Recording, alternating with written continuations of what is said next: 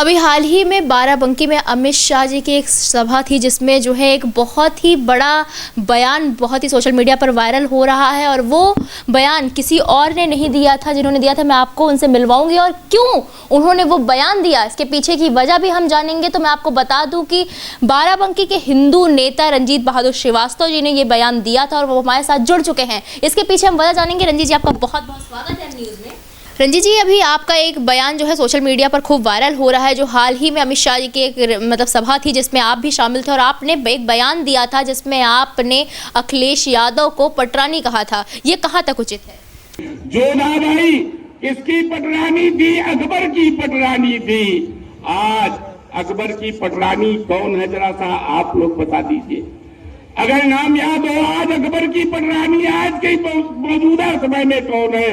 नाम बताओगे? नहीं बता पा रहे हो, चुनाव लड़ रहे हो। अखिलेश यादव पटरानी है आज अकबर की।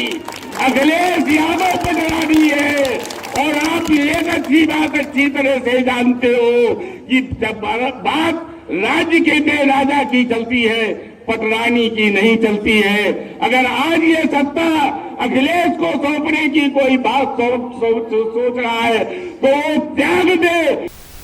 चुनाव में इस समय भारतीय जनता पार्टी के विरुद्ध मुसलमान एक बहुत बड़ी भूमिका में उभर करके सामने आ रहा है। हर उस ताकत के पीछे जो सत्ता चाहती हैं कहीं न कहीं पर मुसलमान खड़ा दिखाई देता है। बंगाल में ममता बनर्जी के पीछे था तो बिहार में तेजस्वी यादव के पीछे था, दिल्ली में केजरीवाल के पीछे था, उत्तर प्रदेश के अंदर आज की तारीख में अगर देखा जाए तो निःसंदेह ये अखिलेश यादव के साथ में खड़ा हुआ है। सत्ता हिंदू के हाथ में होगी ये बात सही है, लेकिन इस सत्ता के पीछे कौन होगा ये सर्वविदित है। इसीलिए मैं जानता हूँ कि सत्ता पर ये हिंदू चेहरे काबिज नहीं हुए, मुसलमान चेहरे काबिज हो रहे हैं। कैसे? ममता बनर्जी सत्ता में आई, बंगाल में क्या हुआ? मुसलमानों ने जो अराजकता फैलाई है वहाँ पर, जिस तरह से हिंदुओं को काटा मारा है, क्या हिंदू ने हिंदू को मारा? नहीं, मुसलमान ने हिंदू को मारा। तेजस्वी यादव जो बंगाल में हिंसा, इसमें बिहार में जो हिंसा हुई उसके हिंसा तो खैर नहीं हो पाई क्योंकि बीजेपी की सरकार बन गई थी, लेकिन फिर भी जो कुछ थोड़ा बहुत भी हुआ वो किसने किया? मुसलमानों ने किया। आज की तारीख में यहाँ पर जो योगी जी ने गर्मी की बात की है वो गर्मी जो यहाँ पर मुसलमान इस समय दिखा रहा है ये निश्चित तौर में ये हिंसा का कारण बन जाएगी। हालांकि यहाँ का हिंदू इतना कमज़ोर नहीं है, यहाँ पर 78% हिंदू है, 22% मुसलमान है, तो जाहिर सी बात है कि इनका अच्छा नुकसान हो जाएगा अगर कोई इस तरह कदम उठाते हैं। लेकिन फिर भी ये जो सत्ता आने जा रही है, अगर मान लिया गलती से कहीं हमने गलती कर दी और ये सत्ता कहीं अखिलेश यादव के हाथ में आ जाती है तो इसका संचालन किसके हाथ में होगा? मैंने यही बात कही है कि ये मुसलमानों की जिस तरह से अकबर की पटरानी जोधाबाई थी उसी तरह से ये मुसलमानों की पटरानी है। बंगाल में ममता बनर्जी थी, बिहार में तेजस्वी यादव थे, दिल्ली में केजरीवाल इनकी पटरानी बने और आज उत्तर प्रदेश के अंदर अखिलेश यादव इनकी पटरानी के भूमिका में है। और ये सत्ता हम इनको नहीं सौंपने जा रहे हैं, ये हर हिंदू को समझना चाहिए। सत्ता ये मुसलमानों के हाथ में जा रही है और मुसलमानों के हाथ में सत्ता जाने के कितने गंभीर परिणाम होने जा रहे हैं इस पर सबको थोड़ा सा विचार जरूर कर लेना चाहिए। आपने एक बयान उस वीडियो में और भी दिया था जो वायरल हो रहा है, उसमें मतलब आपने बताया था कि पानी मिलता नहीं है, इसके पीछे आप क्या तर्क देंगे? देखिए ये तो उदाहरण है, सिंबॉलिक है, प्रतीक है। ये पानी घी को अपने में नहीं मिलाता है, उछाल करके ऊपर कर देता है। मैंने हिंद महासागर और प्रशांत महासागर का उदाहरण दिया था कि 850 किलोमीटर चलने के बाद उसकी जलधाराएं नहीं मिलती हैं।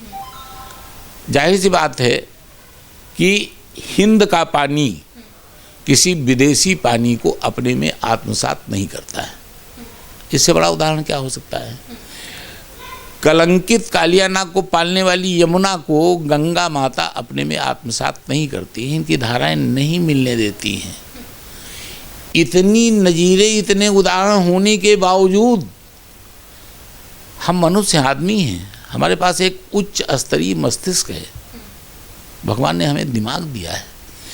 इतना कुछ होने के बाद हम जिनसे दूरी बनानी चाहिए, प्रकृति ने दूरी बनवा दी इनसे, पानी अपनी दूरी बनाए हुए है और हम इनसे दूरी नहीं बना पा रहे हैं। साथ चलिए की तरफ संकेत मैं मुसलमानों की तरफ कर रहा हूँ। और देखिए एक चीज़ मैं और बता दूँ कि इसके दुष्परिणाम मैं आपको बता देता हूँ।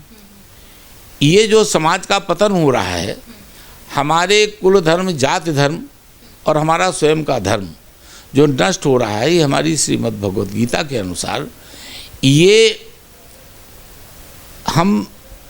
हमारा समाज संक्रमणीय होता जा रहा है। संक्रमणीय कैसे हो जाएगा कि जब दूसरा गोत्र और कुल दूसरे कुल गोत्र से मिलन कर लेता है तो उसकी जो संतानें होती हैं वो संक्रमणीय होती हैं, और ये संक्रमणीय कुल धर्म और जात धर्म दोनों को नष्ट करने वाले होते हैं। आज यही कारण है कि आज उन लोगों का, सबका नहीं, जिन्होंने आत्मसात कर लिया है इनको, उनका न कुल धर्म बचा है न जाति धर्म बचा है, कुछ भी उनका सुरक्षित नहीं है। और जब ये दोनों नष्ट हो गए तो तुम्हारा अपना धर्म कहाँ बच गया? तुम तो मिक्सचर हो गए, मिश्रित हो गए हो। तो अपनी शुद्धता को, अपने धर्म की शुद्धता को, अपने को शुद्ध रखने के लिए आपको चाहिए कि जलधाराओं की तरह से इनको अपने में मिलने न दो, साथ रहें, हमें कोई आपत्ति नहीं है। और आगे चल करके हो सकता है कि देखिए, मैंने एक बात और कही जिस पर आपने ध्यान नहीं दिया है कि अभी इसी 5 साल के अंदर आपने देखा होगा कि राहुल जनेऊ पहन रहे थे, अखिलेश यादव को भगवान मंदिर याद आने लगे थे, कहा था मैं सैफे मंदिर बनाने जा रहा हूँ, मायावती ब्राह्मणों को ढूंढने लगी थी। ये सब धर्म की तरफ आ रहे थे, ये मुड़ चुके थे, ये धर्म के प्रति इनकी आस्थाएं मुड़ चुकी थी, लेकिन इन मुसलमानों के साथ में आ जाने के बाद ये फिर उसी धर्म से विमुख हो गए। तो इसीलिए मैंने कहा योगी जी की सत्ता आने दीजिए, 5 साल के अंदर ये सब पवित्र हिंदू हो जाएंगे, पवित्र हिंदू। और ये जो मुसलमान चुटिया रखाए घूम रहे हैं ना, दाढ़ी रखाए घूम रहे हैं, वो हमारे विधायक ने सही कहा, ये सब चुटिया में नजर आएंगे। 5 साल बीतने दीजिए, 5 साल योगी जी की सरकार आने दीजिए और बीतने दीजिए। मैं बता रहा हूँ, ये हमारे धर्म से ही वापस गए थे। हम लोग कहते हैं कि ये सब सनातन धर्मी आ रहे हैं, हिंदू हैं, इन्होंने अपना धर्म बदला है और ये हमारे सब धर्म में वापस आ जाएंगे, ये सब सनातनी हो जाएंगे। अगर ना हो जाए 5 साल में तो आप कहिएगा। हम मिलेंगे आपसे ज़रूर। बहुत बहुत धन्यवाद हमारे साथ जुड़ने के लिए।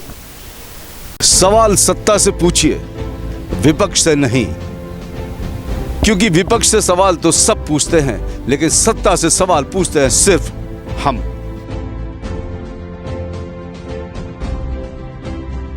तो आप देखेंगे हमारे साथ यानी एम न्यूज़ पर सिर्फ सत्ता से सवाल, जो करेंगे सिर्फ आप।